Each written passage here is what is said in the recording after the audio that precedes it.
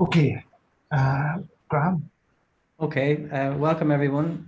So it's my great pleasure today to welcome my former PhD supervisor, Jason Twomley. These days, Jason hails from Japan, specifically the Okinawa Institute of Science and Technology, and he's going to tell us today about quantum sensing and nonlinear quantum systems. Thanks, Jason. Take it away. Oh, great. Thanks, everyone. Can everyone see my slides? Yep, we can. Good. Can you hear my voice? Looks yes. Good. Okay, well, it's a good opportunity to be here and to share some of our recent work on quantum sensing. So I'm from Japan. I now am working in this Okinawa Institute for Science and Technology. So I'll tell you a little bit about that towards the end of the talk. Well, at the very end of the talk. So anyway, so let's just get on to it. So I'll tell you 4 little quick stories. It's really one big story all about measuring and precision measurement. So the first thing is what I'm particularly interested in is sensing of magnetic and gravitational fields. So I'll tell you a little bit about how that people do that at the moment, what technologies are used and what precisions people get. And then I'll talk a little bit about how one does parameter estimation in quantum systems. So, because we're going to be using a quantum system to measure magnetic fields or gravitational fields. That'll include a little bit about shot noise and about the Heisenberg limit and how to get beyond the Heisenberg limit, and about some of the experiments who have achieved these in the past. And then I'll get on to the main show, which is how to achieve what our ideas on how to achieve beyond Heisenberg scaling for a phase or displacement using POVM. And POVM here means positive operator valued measurements and feedback. So, okay. So the first thing is measuring magnetic and gravitational fields. So this is a very busy slide. So this is essentially reviewing some of the types of technologies people have used or proposed to use to measure magnetic fields. So one of the best, let me see if I can move this to a pointer, laser pointer. One of the best and oldest methods is to use a SQUID, which is a superconducting quantum interference device. So they operate at cryogenic temperatures, possibly below 4 Kelvin, below 1 Kelvin.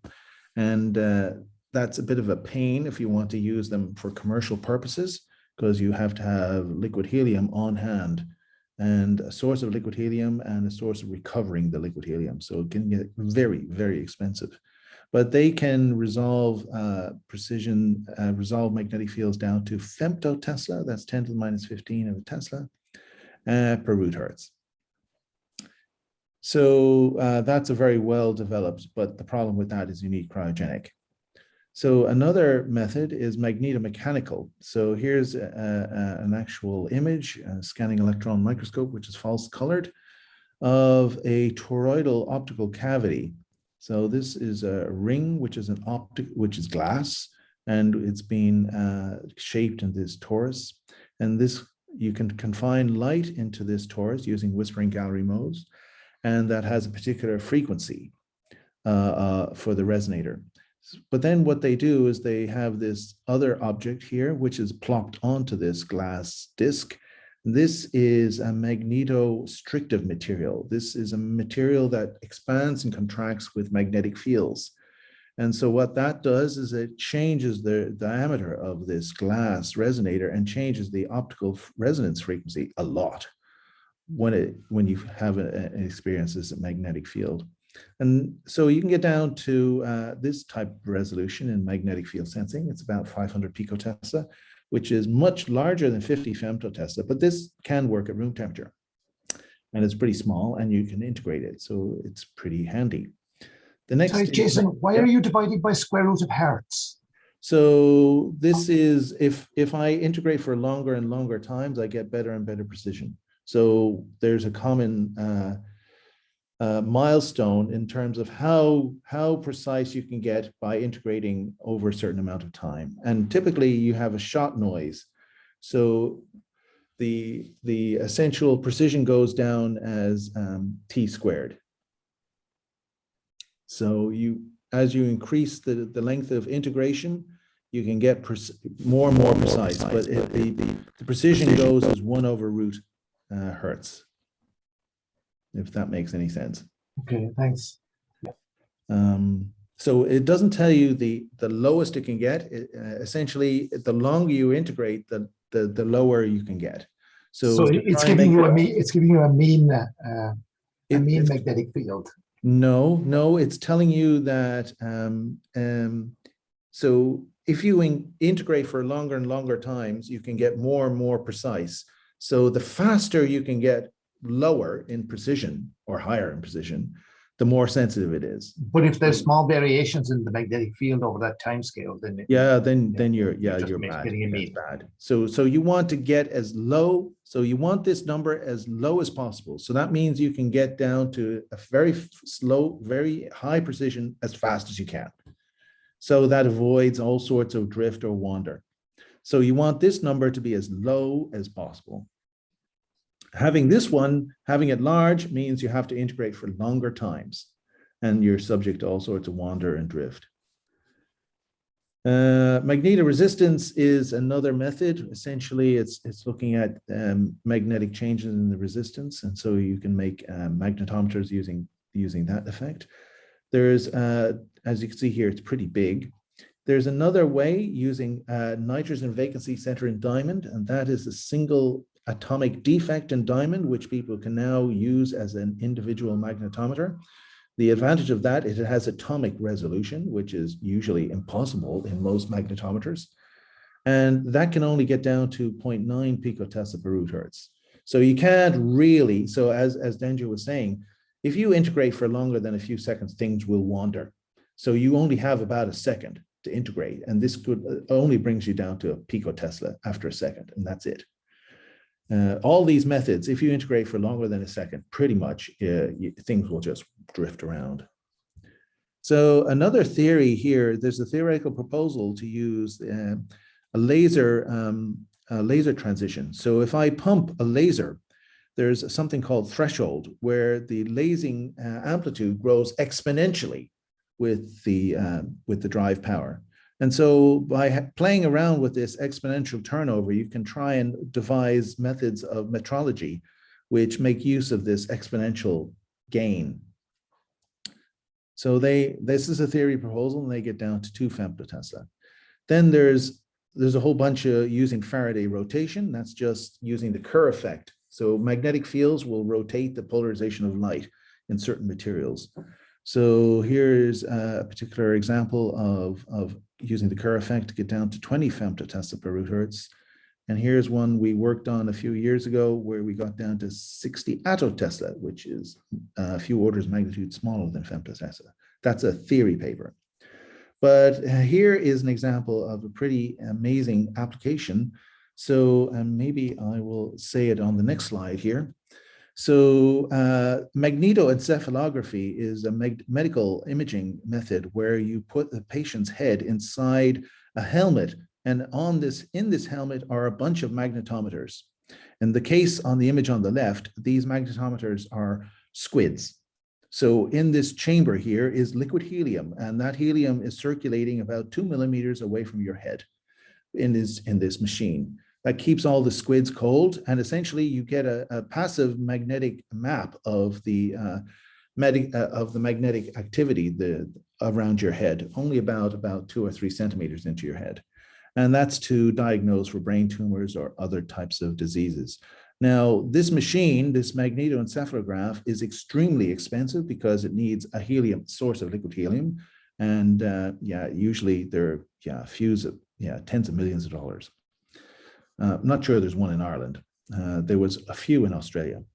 But now they've replaced it in a recent Nature paper with this device. And in this device, these little things here attached to the helmet are atomic hot vapor cell magnetometers. So these work at slightly hotter than room temperature, and they essentially provide the same function as the squid. So this is far cheaper, and it's a lot less sort of troublesome for the patient to be sitting immobile inside this big thing of liquid helium. So that was a sort of revolution really recently. Another example of magnetometers is in navigation. This is a diamond magnetometer, which is taking the magnetic fields in all directions. So it's called a vector magnetometer. So it can essentially map out in real time the direction of the magnetic fields of the Earth. And there's already maps of the magnetic field generated of the Earth. So essentially, without having your GPS or talking to any satellites, you can, using this vector magnetometer, figure out where you are on the globe. So I'm interested also in gravimetry, measuring acceleration due to gravity. And the traditional device to do that is this thing on the left. It's called a falling corner cube gravimeter. So what this is a long tube, about 2 meters long, which is evacuated. And there's an atomic clock here, and you have an optical interferometer inside this tube. And at the top of the interferometer is a retroreflector, which forms part of the optical interferometer. And what it does is it just lets it go, and it falls, and it tracks how the fringes move as this falling corner cube falls, and it times everything very precisely. Then it picks up the cube, picks it up, and lets it drop again. So that's all it does many, many times. And after a while, you integrate that and you can get down to this level of precision.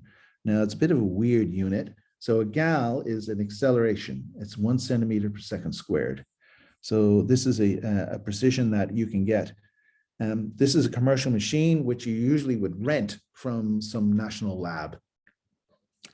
Then people have developed atomic gravimeters, which essentially are putting in atomic beams into superpositions of 2 different spaces. Essentially, it's a matter wave interferometer.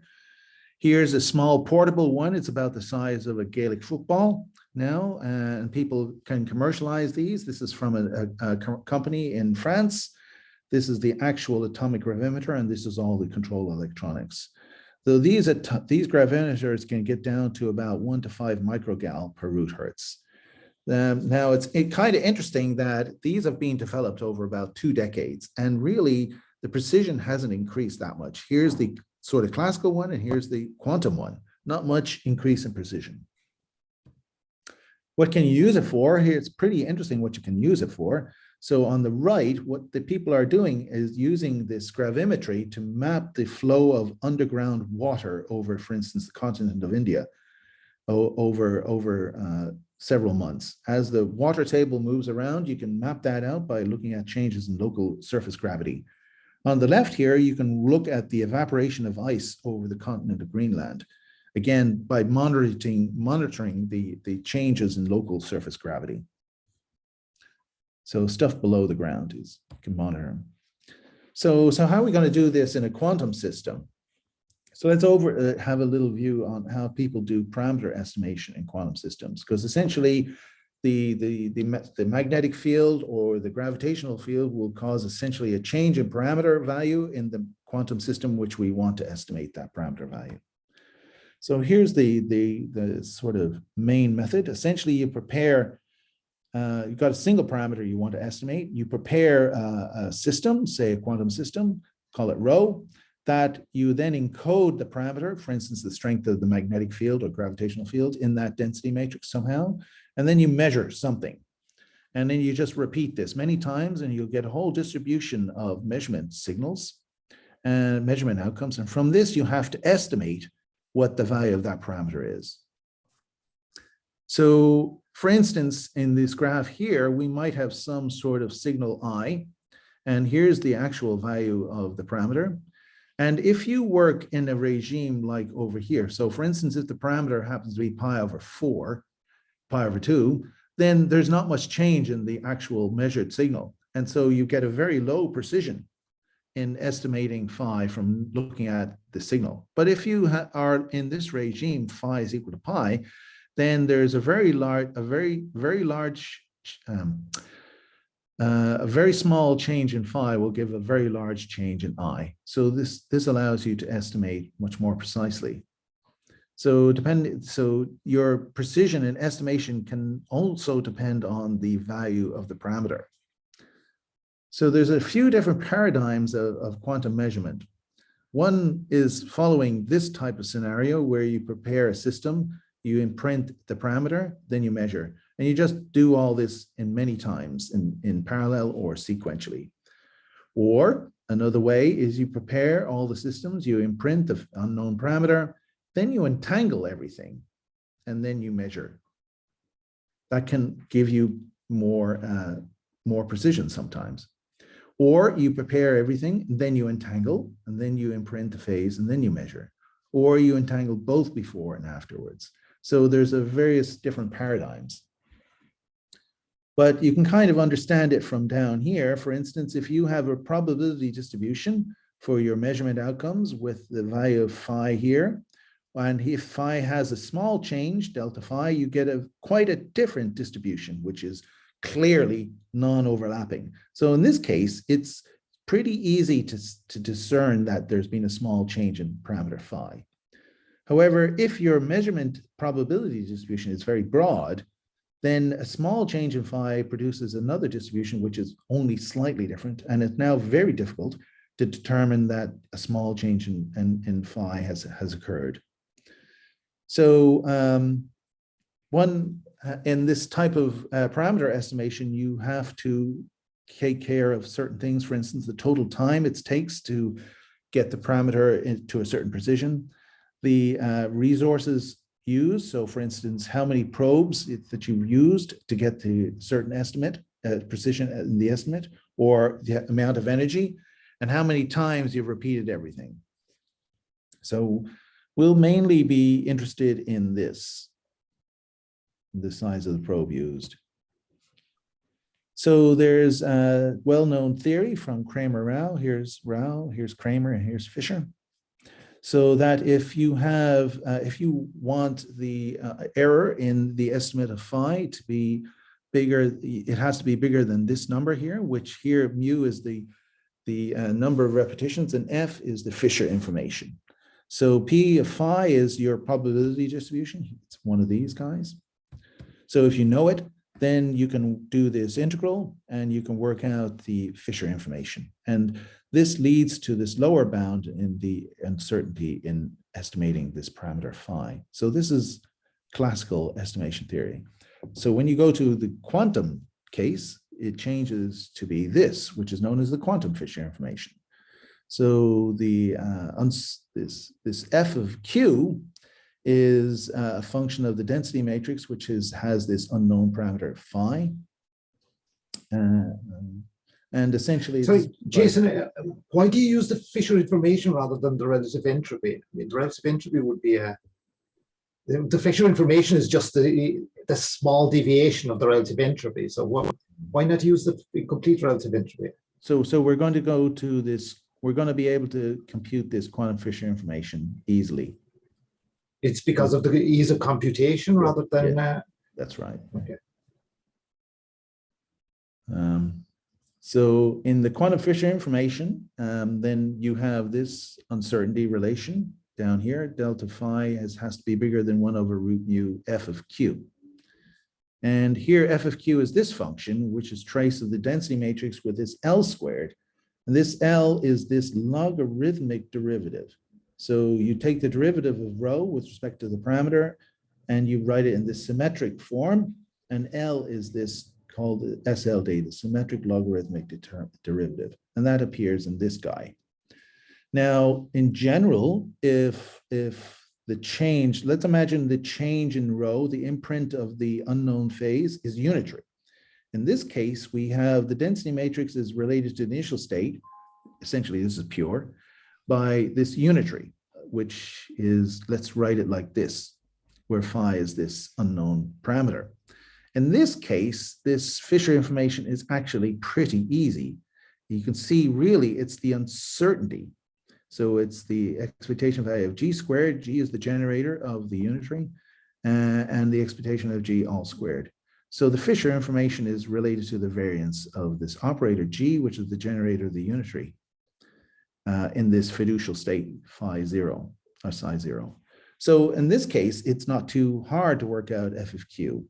Now, if rho of phi is not if the parameter is not a unitary generated parameter, then this becomes very hard to work out. But in the case that we're going to be considering, it's a unitary generated parameter. So here's the uncertainty relation for the estimate of this, the lower bound in delta phi. So this is much easier to compute when we have a unitary parameter. So let's look at some examples. So if I want to measure a rotation angle, so for instance, let's consider the unitary. The parameter is theta, and this unitary is e to the minus I theta n, where n is the number operator, which is A dagger A.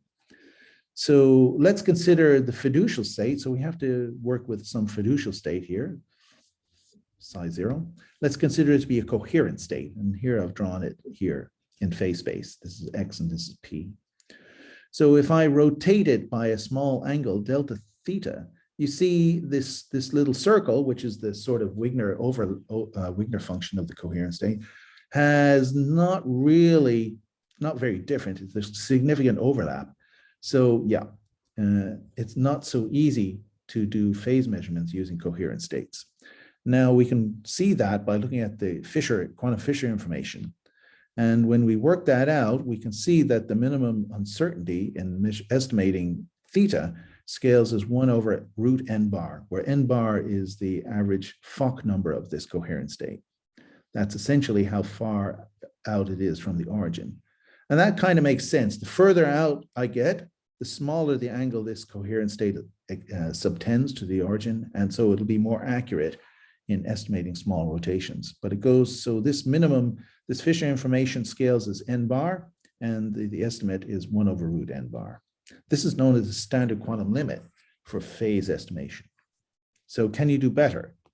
So you can do better if you choose a different fiducial state. So one example is a squeeze state. So you work on the vacuum with the squeezing operator, you get a squeeze state.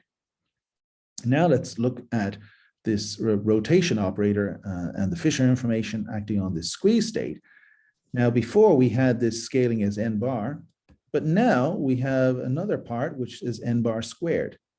So that means that when I plug this Fischer information into this inequality, I have 1 over n bar.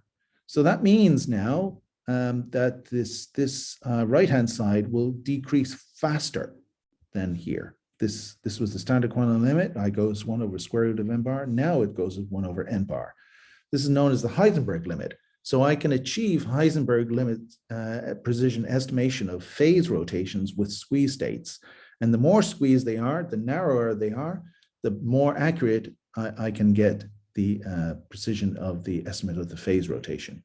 Of course, the more squeezed they are, the higher n bar is. So this is Heisenberg phase estimation for phase rotations. Now, let's imagine now we had access to a unitary operator that did this. This is no longer a simple rotation because now we have the number operator squared here. But we still have, let's imagine we still have the same unknown theta here. So when we have this operator and we now act on a coherent state, we work out the quantum Fischer information, and now we have an n bar cubed. So before we had initially an n bar, then we had an n bar squared, and now we have an n bar cubed. So if we're going to estimate what theta is here, it turns out, again, we put it into the inequality, we now have an n bar to the 3/2, which is decreasing faster than Heisenberg. And to do that, we had to use this nonlinear power in the rotation. So this was noticed back in 2004 by this guy, Lewis, who said, well, if I could have nonlinear operations, then if I have unknown parameters in there, I can get pretty fast, pretty precise estimates of these parameters, much faster than you would normally have, say, in Heisenberg scaling. Sorry, but this is a different parameter, really, because you're doing it. It's not fair to compare them. Well, you'll see you'll see where we're going. Okay. You'll see where we're going. So, but good point. But you'll see. So the question is that people would like to go from the standard quantum limit, where things scale as 1 over root n bar or 1 over root time. You'd like to go to the Heisenberg limit, and you'd really like to go to the super-Heisenberg limit, where things scale faster than the Heisenberg, like this. So let's see who's done what in terms of experiments. Can we see what experiments have reached, for instance, this regime of the Heisenberg or gone beyond? So let's have a look at what's been done experimentally. So this is from a review, RevMod Phys in 2018. And on the right hand, on the bottom horizontal axis are the number of particles in the experiments. So some of these experiments involve cold thermal atoms or Bose-Einstein condensates, or they involve trapped ions. And if they involve trapped ions, there's only a handful of particles in the experiment.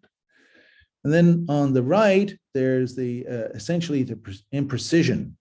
And what they've colored here is this line here is the Heisenberg limit. And over here is above the Heisenberg limit, so the shot noise limit. And you can see that a lot of the black points are close to the Heisenberg limit. Almost, some of them are almost on the Heisenberg limit. These are using trapped ions. Those systems can be extremely well controlled. Then in the red, we have all sorts of Bose-Einstein condensates. And in the blue, we have cold thermal atoms, which have very many atoms. But if we go up to these ones, these experiments here, 27, which is this one here, and 28, which is that one there. This involves very large amounts of squeezing of the atomic wave function. So that involves this experiment by Mark Kasevich in the US, where he put a bunch of cold thermal atoms in an optical cavity. And he was able to get 100 dB of squeezing, which is it's about here. It's about here, metrological gain. And here's the Wigner function of the spin as it's being squeezed. So you can see the uncertainty in one direction is extremely small compared to the other direction. So, okay, so hardly any experiments have gotten down to Heisenberg limit. But there's been a few. So as I said— Sorry to interrupt you, just yeah, what exactly are they measuring in these experiments? I didn't quite follow what they were measuring. So essentially what they're measuring is, as in this case, is the essentially squeezing. So in this case before here, to get towards the Heisenberg limit, you have to make a squeezed state. Okay. So the more squeezed you can get, the better your precision. And infinitely squeezed, you can essentially get the Heisenberg limit. So here in this, on the vertical axis is the amount of squeezing they get under compared to the standard quantum limit. So that would be just a round Wigner function. Okay. So okay, the bigger just this measuring how number, squeezed their state is in this right, case. yes. Right. Okay. So the bigger you are on the vertical, the more squeezed you are. So these guys have the world limit now in the most squeezed quantum states that they've made. Optically, you can also squeeze optical light, but you can only get above about 8 or 9 dB about here. But in the atomic systems, they can get up to around 18, 19 dB. It's okay? I have a question. Yes, Maybe it is okay. The issue is the following: what is the length scale to which one can probe the quantum system? I mean, if I make the measurement apparatus smaller and smaller, it will merge into the quantum system. So there is a limit to which one can really probe the quantum system in terms of its size as compared to the size of the quantum system. What is it? There is some limit going on here. So all they're doing here is trying to squeeze the quantum system. And in this case, they're squeezing the motion of the ions, or here the coupled motion and atomic wave function of the Bose-Einstein condensate, and here the collective spin of the cold thermal atoms. So here they put, for instance, in this experiment, they put all of the cold thermal atoms in this fairly big optical cavity. So they're not actually probing individual atoms. So they're looking at the collective excitation of the atom. So one is treating the measurement apparatus classically. So measurement apparatus is quantum. Okay. they haven't done they haven't looked at measuring these because essentially all they want to do is squeeze the wave function. But something is tabulated, something is measured. Yes, so the light is measured. That is a classical measurement. Yep. So actually, there is nothing classical. Everything is quantum. So everything inside this optical cavity is quantum. No, everything in nature is quantum. Okay, it is just that when the system gets too many degrees of freedom, we don't see the quantum effects.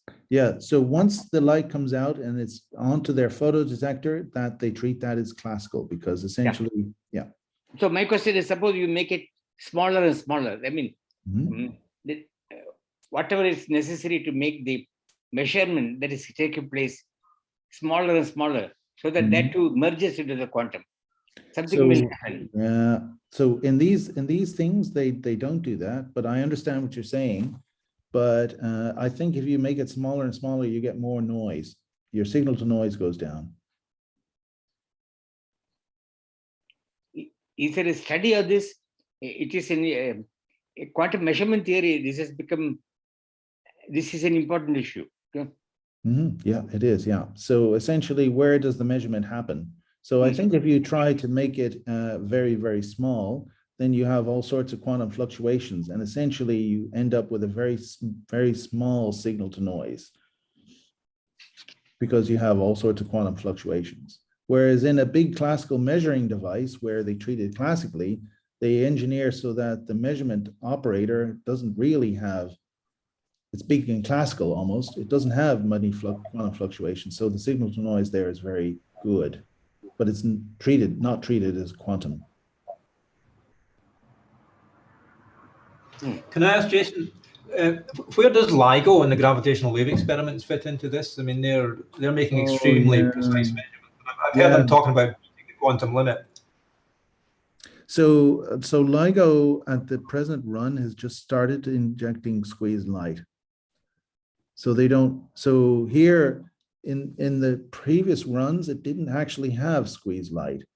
So in the present run, I believe, and I don't know, I don't have any numbers for that. They have just started using squeeze light to try and reduce the uncertainty in the interferometry.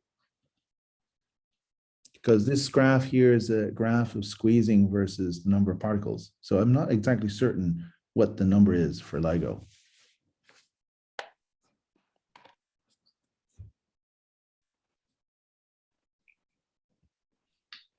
Can I go on? Presumably, your guess is that it's around 1 since they didn't squeeze it. Yeah, so I don't think so. I'm not exactly certain what the number of particles are for LIGO. Don't know what it is. And I think they're operating very close to the shot noise limit. So they're not quite at the shot noise limit. So they're trying to get below that by injecting squeeze light. Yeah. So I don't know if they're at the Heisenberg limit. I don't think they are. Okay. Very interesting. All right, thanks. So other examples of experiments, there's not many who can get Heisenberg scaling, is there's quite a few optical experiments using optical interferometry, but for that they need 2 optical modes prepared in this strange state, which is a noon state. So there's n photons in one mode, 0 in the other, and 0 photons in the one mode and n in the other, and this in superposition. So if you can have this type of 2-mode highly entangled state, you can do all sorts of amazing phase estimation. But even preparing this when n is 2 or 3 is very hard. Okay, so another examples is using the NV center, which is a single spin. This is the lattice of diamond, and here's a nitrogen vacancy center, and you can use this single spin. There's an unpaired electrons. You can use those to estimate magnetic fields.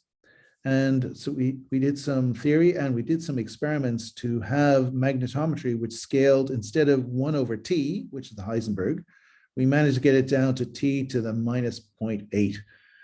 Shot noise is t to the minus 0.5.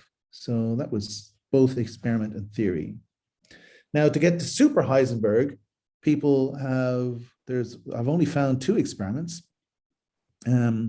So this is interaction-based quantum metrology showing scaling beyond the Heisenberg limit.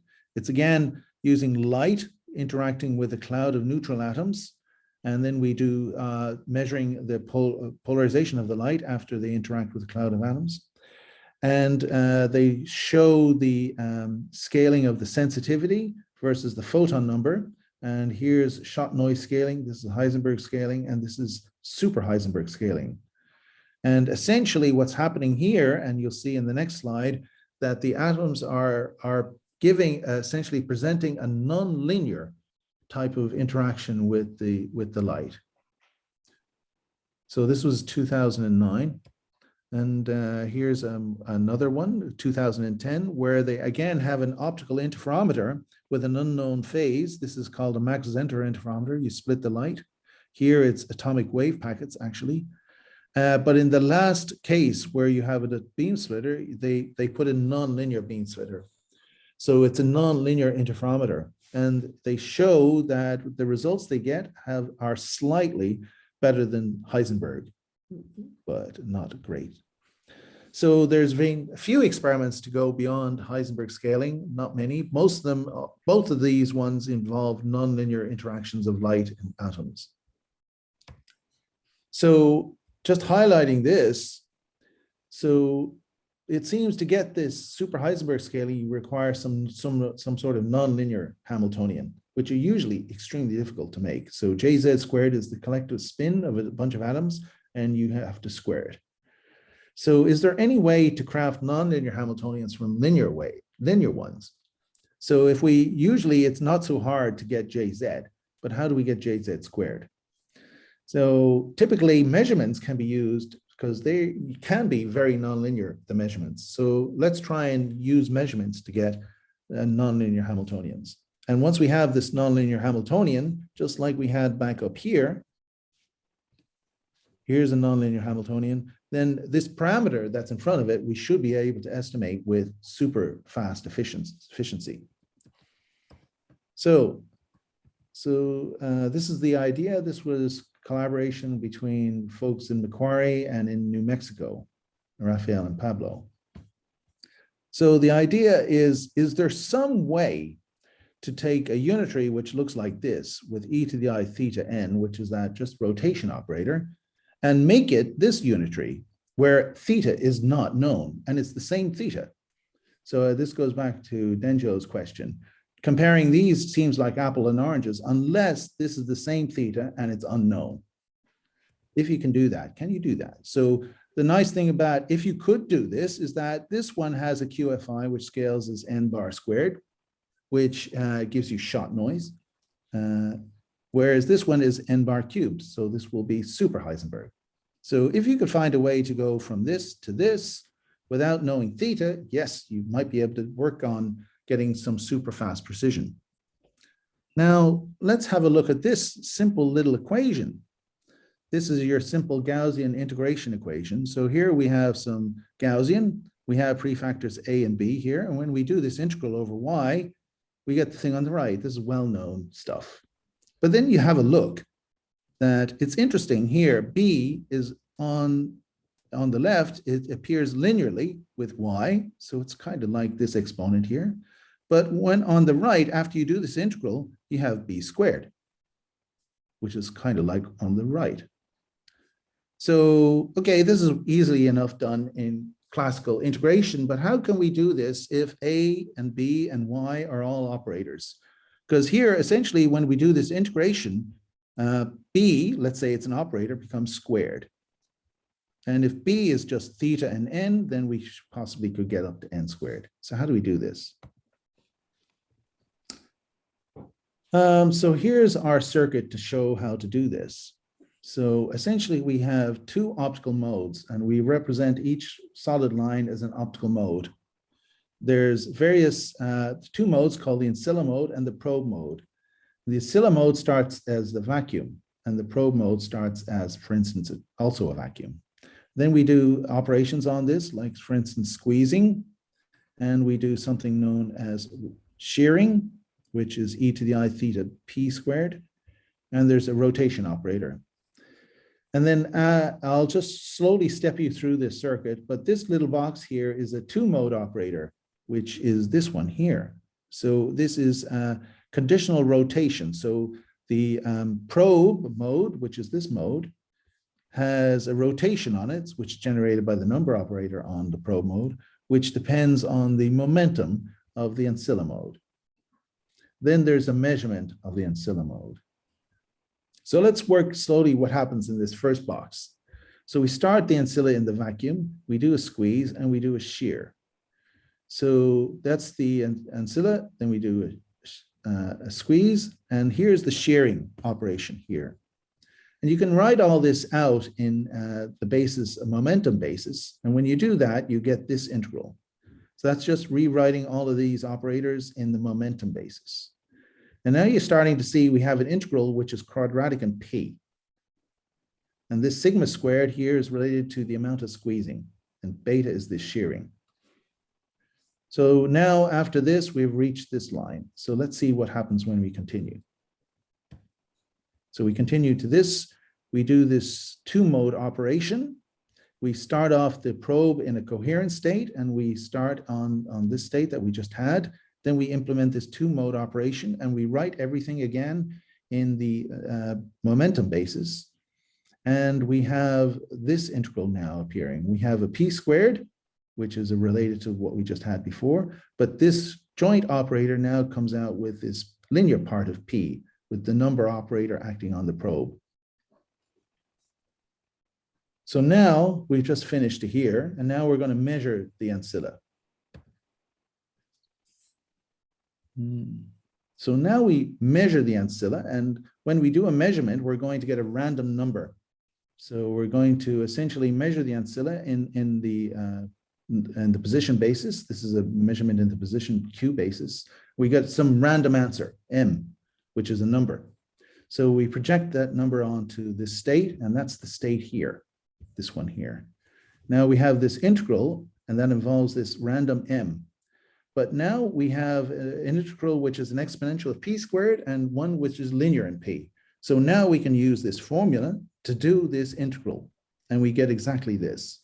And now we see we have an operator which is exponential and which is now quadratic in the number operator here.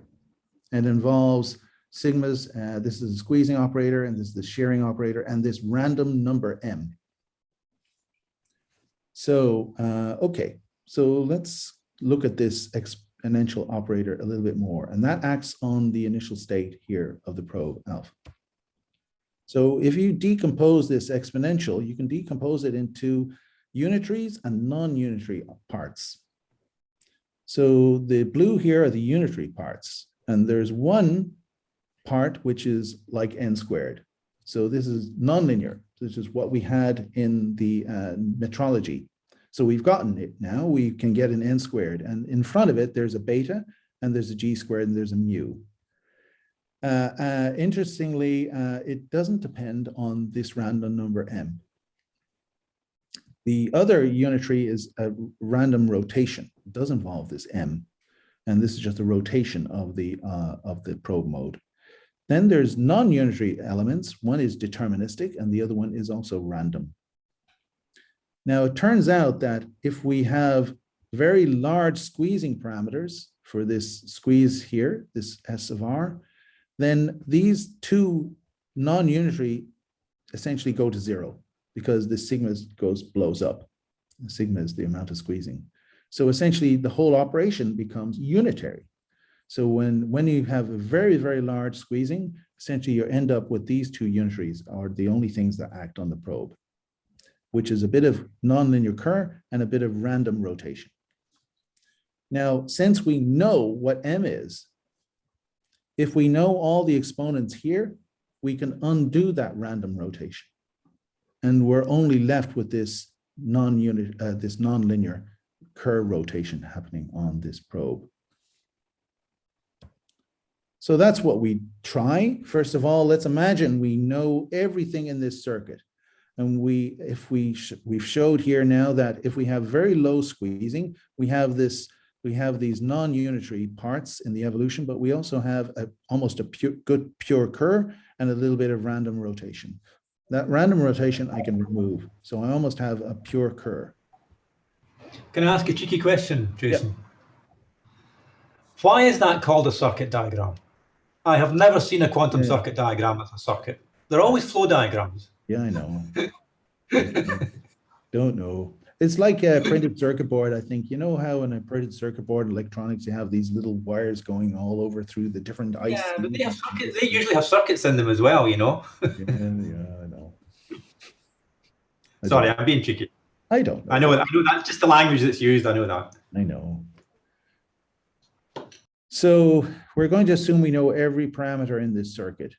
And we're going to use the circuit to generate this Kerr operation.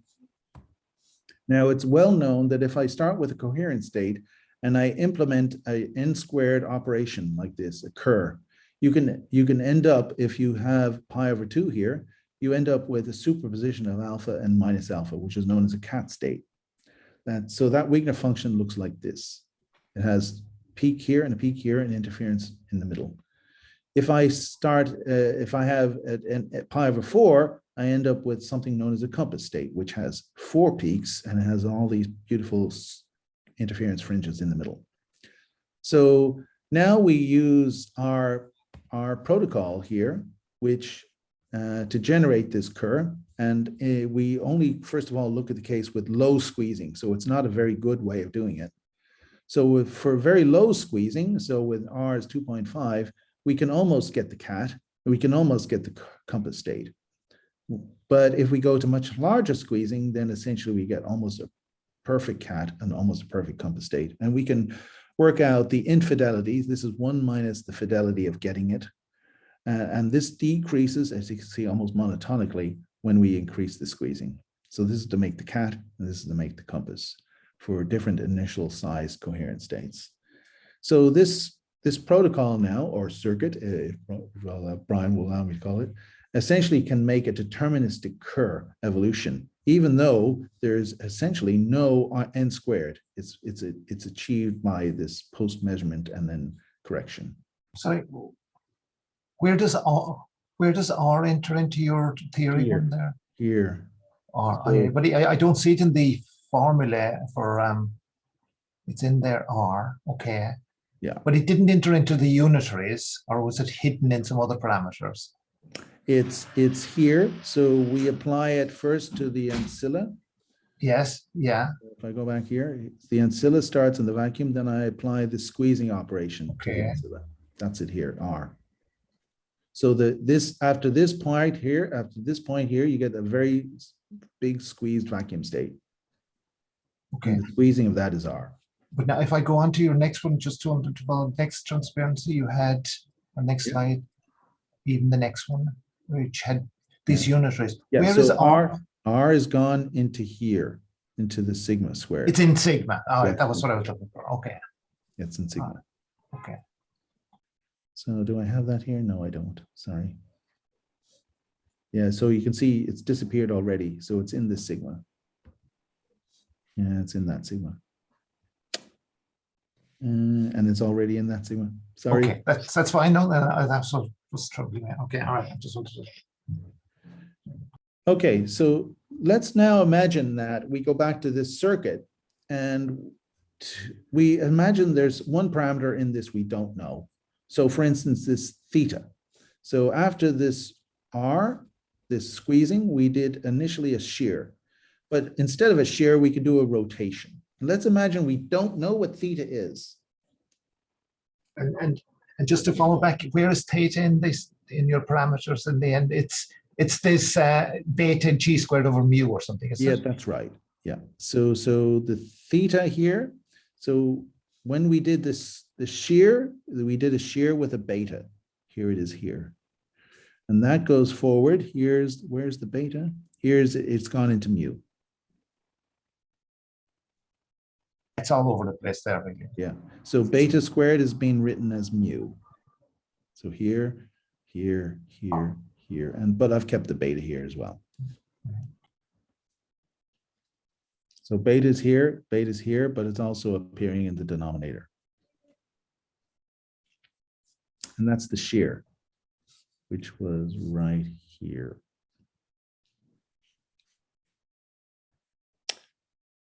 Okay, so it turns out that if I have a squeeze and a shear, you can rewrite that as another squeeze and a rotation. So I'll just call this another squeeze and a rotation. So let's imagine this rotation parameter angle here, we don't know it. And we want to estimate it. Because as you can see now, this beta, which was initially here, where is it gone? Here it is here. Now, if we don't know it, it's appeared in the prefactor in front of the nonlinear operator n squared. So what we've done now is we've taken this parameter theta or beta, which is just a rotation, and we've somehow put it in front of this nonlinear operator. This goes back exactly to what we wanted to do.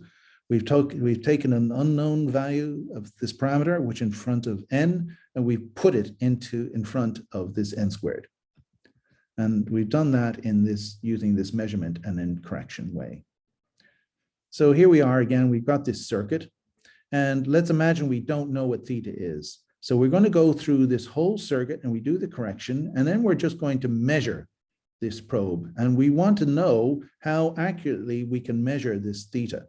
And since we seem to see that this theta now is going to be in front of this n squared, we should be able to estimate it with almost super-Heisenberg precision, because that's what you get when you have this parameter in front of n squared.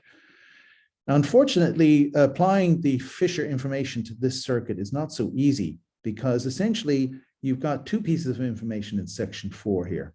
You've got this classical number, and associated with that classical number is a density matrix. So essentially you have an ensemble of density matrices depending on classical numbers. So you have two parts to the Fischer information here.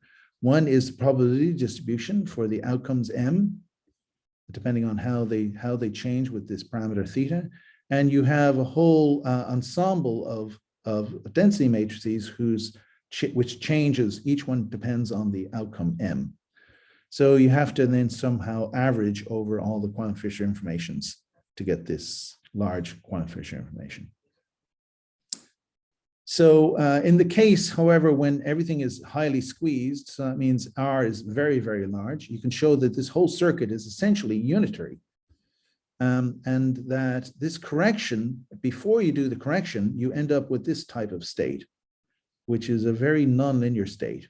So we have this m, which is the classical output, the measurement. It's a continuous real number. We have g of n squared, which is the n is the number operator on the probe. Psi of 0 is the initial state on the probe, and we have cotangent of theta, and theta is the rotation angle here. So we have a pretty weird nonlinear function appearing here.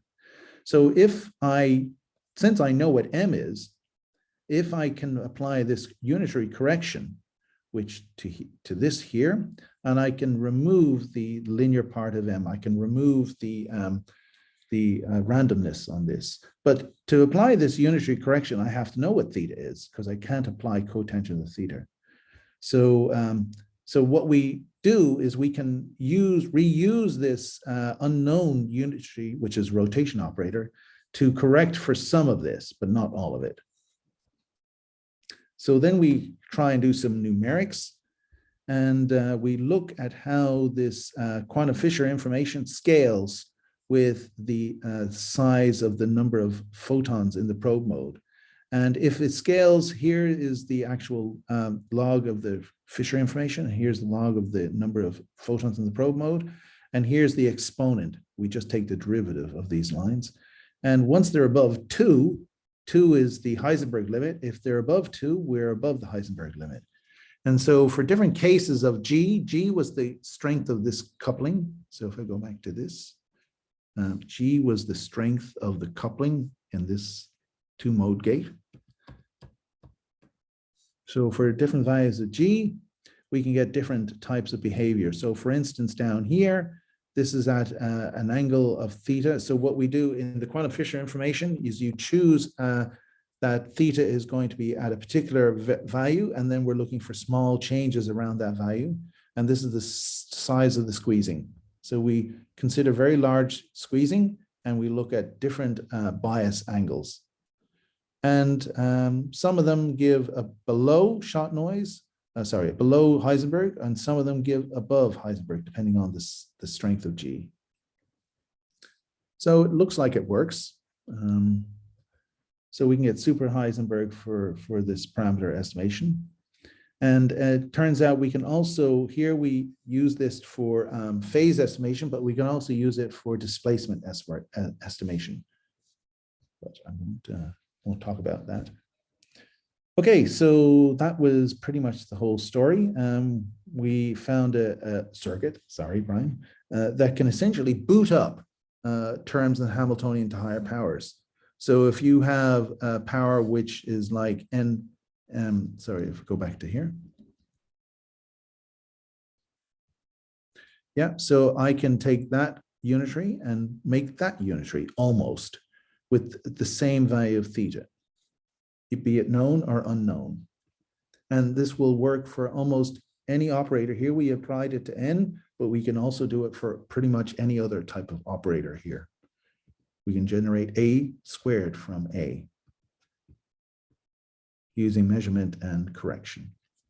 And we can use this to synthesize non-classical quantum states, which can be useful for metrology. We use it also then to do beyond Heisenberg metrology. So that was published this year. And do I have time to make an advertisement on the group? So this is the group now in Okinawa. These are the folks. Some of these do experiments. Shilu does experiment. Isha does experiment. And Priscilla does experiment. The rest are theorists. And there's 2 PhD students starting. And can I show you a little movie? Sure, go for it. And hold on. Sometimes this works, sometimes it doesn't work.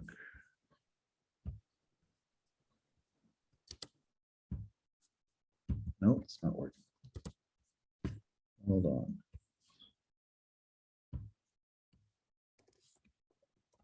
Coming, hold on, coming. Nope.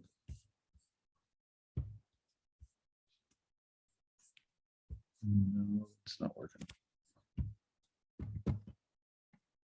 Hold on.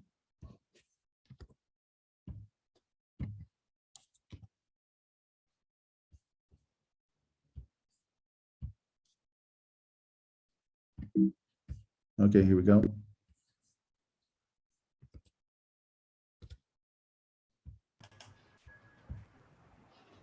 You need to share again. Okay.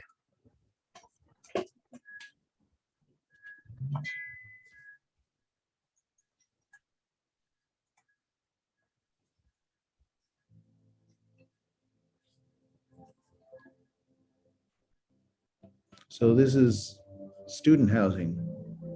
All the students live on campus. It's in the jungle.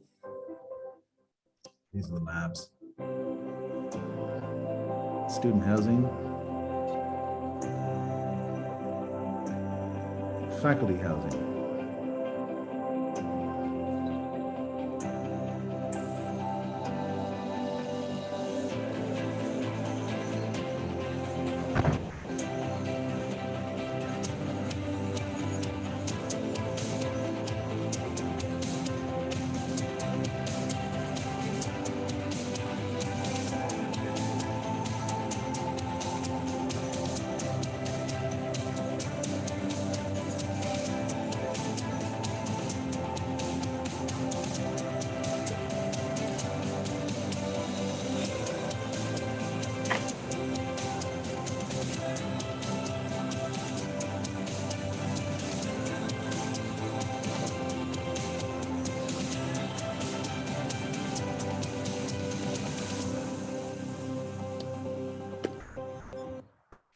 That was a quick little promo.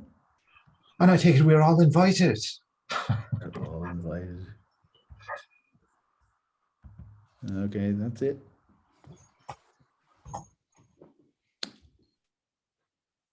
Cool. Okay.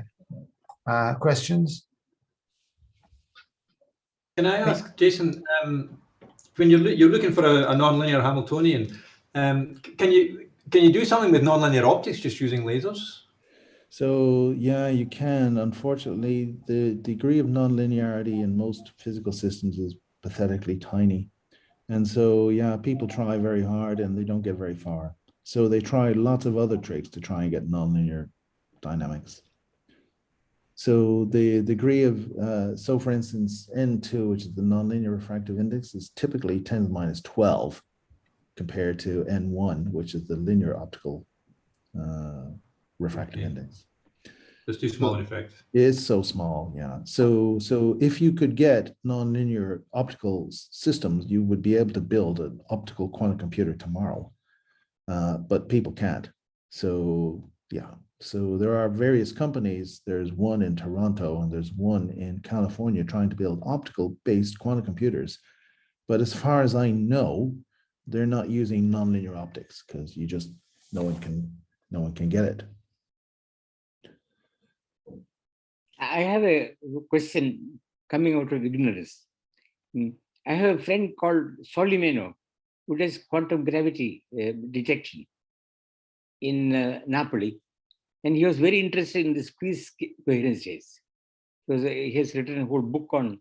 So I was wondering when you were talking whether these squeeze states can somehow be used to detect gravitational waves, the displacement of the mirror due to a gravitational wave. Yeah, absolutely. Yeah. So we were talking about LIGO, and LIGO are now trying to use squeezed light to essentially help them in the gravitational wave detection.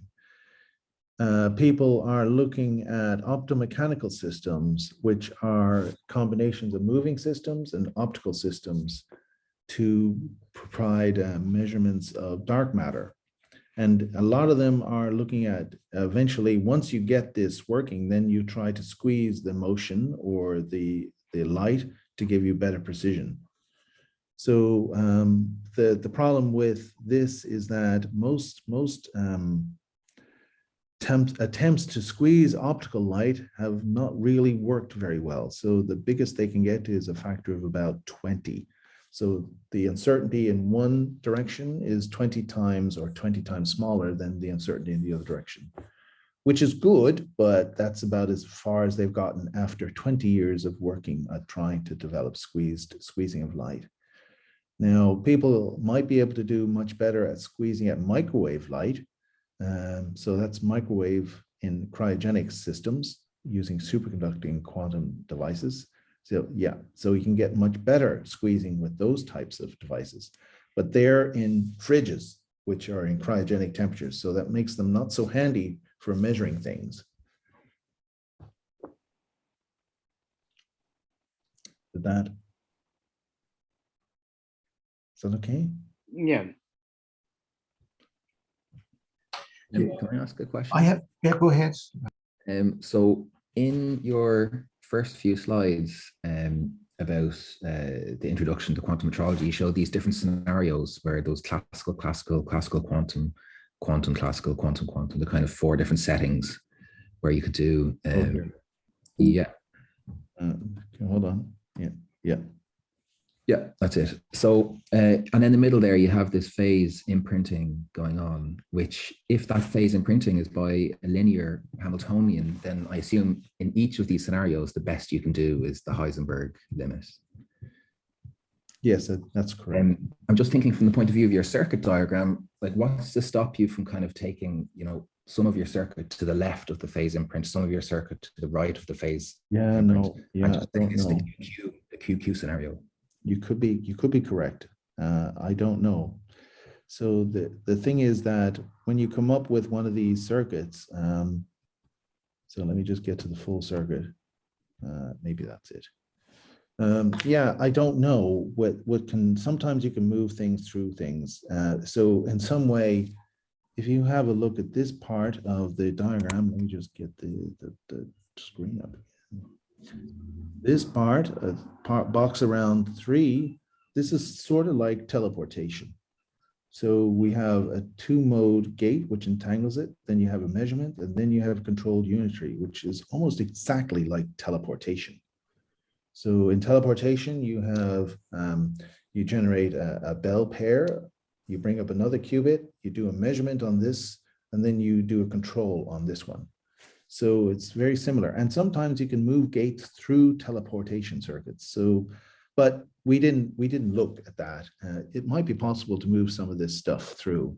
Like you might be able to move this through or this through. I don't know. Yeah. Well, I'm just thinking from the perspective, like it must not be possible to fit yours into that scenario if the other scenario is bounded by the Heisenberg limit and you somehow manage Okay, I see what you mean. Yeah, it might not be, because we absolutely need this control. So if we don't have that control, we get nothing. And this would be something post measurement in that. Yeah, that's right. And if you have a look at these protocols, the way they've written them, yeah, the way it's portrayed, let me just go back to it. Yeah, there's no sort of post. Yeah. No. So Yeah. maybe that's a good point. Maybe our protocol is not in one of these types of paradigms. Okay, thank you. Hadn't thought of that. Cool. I have one small quibble, Jason, with your terminology there. You're saying you get the same theta. It's not really the same theta. One of them is a function of the other one. This Yes, theta, that's right. in Yeah. the end, you had theta, and you got, which I think you will call beta, and you got a function of beta. Yeah, It in your large squeezing limit, it became a linear function of it. that's correct. But it was never quite the same theta. That's correct. Yes. It did, yeah. It seemed very surprising that you might get the same theta to me. But So in the large squeezing limit, it's this function. Yeah, it's correct. It's not, but it's still a function of the unknown parameter. it's a function of it. No, I have no problem with it being a function of it, and it's not so surprising that you would get be able to get a function of it. To recover exactly the same one would require serious fine tuning. Yeah, that's right. Yeah. But so the idea is that, of course, now if you've got this function, if you estimate this function to some precision, then you hopefully will estimate theta to the same precision. Yeah, except that in one case, in the weak squeezing limit, it was inverted. You had 1 over beta. I mean, if you go back to your yes, this page, yeah, you see mu was beta was the parameter that you were interested in, and you told us that sigma was hidden in that R was hidden in sigma. Yeah. And that as squeezing went up, sigma went down. So if in the weak squeezing limit, you would have had in the weak squeezing limit, it's bad. Yes, it's inverted. Yeah. Whereas if you go to strong squeezing, you've effectively got it back to a linear dependence on your beta. So as you pointed out there, in the large squeezing limit, then you're only left with these blue boxes, which are unitary operations, which when you combine them gives you this. Yeah. So it's interesting that when you do this operation and you do a measurement and a correction, this is even before the correction, you end up with a unitary operation on the probe, which was a bit surprised to us, but but anyway, so yeah, you're right. So you have this theta here, and it's not the same theta as was, well, it's the same theta that appears here, but now we have this cotangent. Yeah, it's a functional form of it, yeah. Yeah. Are there other questions? Just, I would like some clarification. And by the way, it is a very interesting talk. Where is the dynamics of the system here? Oh, sorry about that. After we've come up with a way to experimentally implement all this, but I have not put it in the talk. It's in the paper. And this uses atomic ensembles interacting with light and using the Faraday and Zeeman effects. So it's kind of complex. So we have a way to implement it using atomic ensembles. But suppose think, suppose I didn't don't you- know the dynamically. Suppose I do not know. I want to deduce the dynamics of the system by these Mhm. measurements. Can I get? But I don't know anything about it. Okay? For example, in QCD, how would I do this calculation? No, I don't think so. So let's imagine, so you're saying, let's put in another box here where we don't know anything about it. Yes, I mean that is Yeah. not, that is a normal situation, no? When, for Well, example, yeah, in the no. same- So what we are proposing is, let's imagine this box here, which is our rotation due to theta. This could be due to some magnetic field implementing a rotation in an atomic ensemble. Just, we don't know what the size of the magnetic field is, and that gives us an unknown theta, which we then use this protocol to measure. But here we insert an unknown type of, but in a very controlled way. Because if we just put in a box here with completely unknown dynamics, yeah, I don't think this circuit would do anything.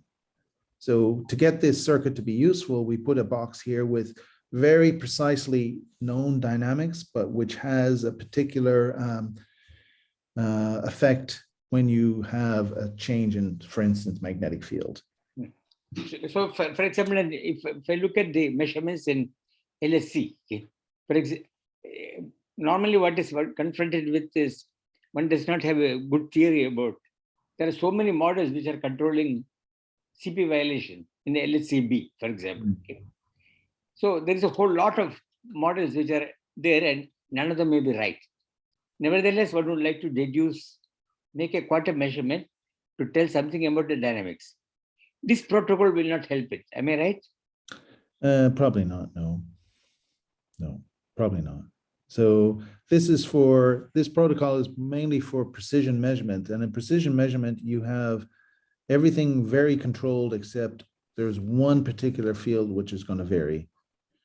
So, I think you're in the situation where the Hamiltonian that's affecting the overall dynamics, its time scale has to be slow in comparison with this experiment.